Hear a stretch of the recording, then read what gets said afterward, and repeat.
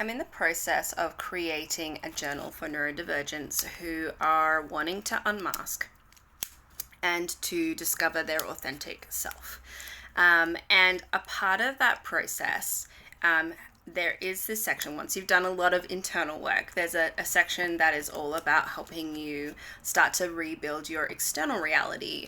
And one of those things is your environment and also your style, like what clothes you wear and how you present yourself to the world. Because I think a lot of the time we forget that our style is a huge part of our self-expression.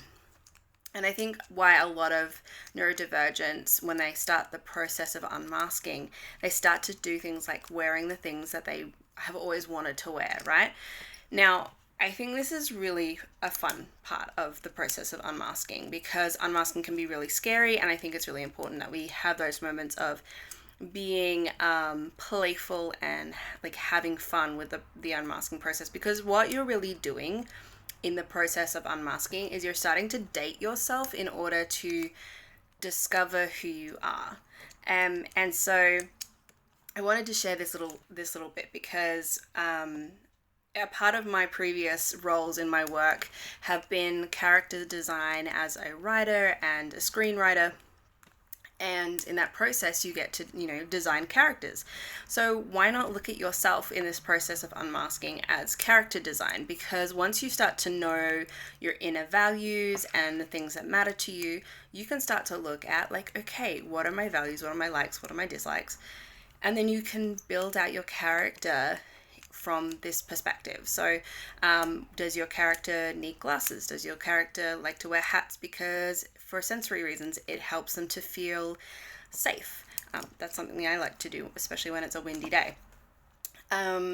Does your character have a particular color they love, or do they love patterns? What's their job? What's their career? And also, how does that affect their clothing? Do they need to have really soft fabrics? Do they like to have their arms covered?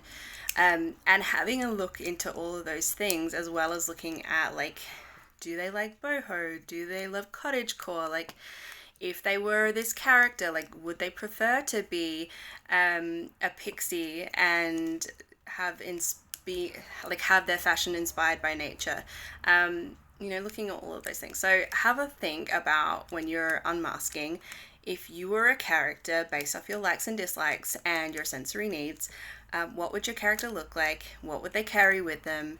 And how would they express their vibe in the world? And if you want to, share it below.